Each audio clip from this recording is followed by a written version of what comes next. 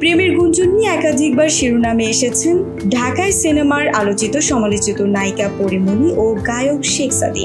যদিও দুজন বরাবর এই গুঞ্জন উড়িয়ে দিয়ে নিজেদের সম্পর্ককে শুধুই বন্ধুত্বপূর্ণ বলে দাবি করেছেন।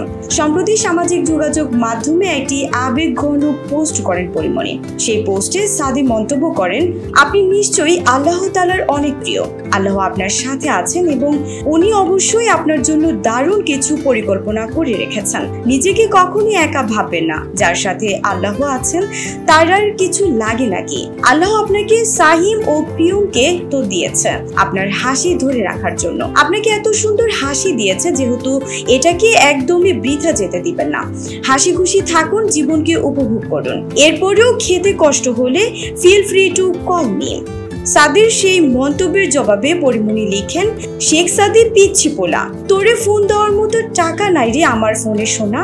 এদিকে দুজনের এই খুনসুটির নজর এড়ায়নি ভক্তদের। দুজনকে নিয়ে আবারও চলছে আলোচনা গুঞ্জন। নেটিজেনরা দুয়ে দুয়ে চার মেলাতে ব্যস্ত হয়ে পড়েছেন। আবার কেউ কেউ মত প্রকাশ করেছেন তারা শুধুই ভালো বন্ধু।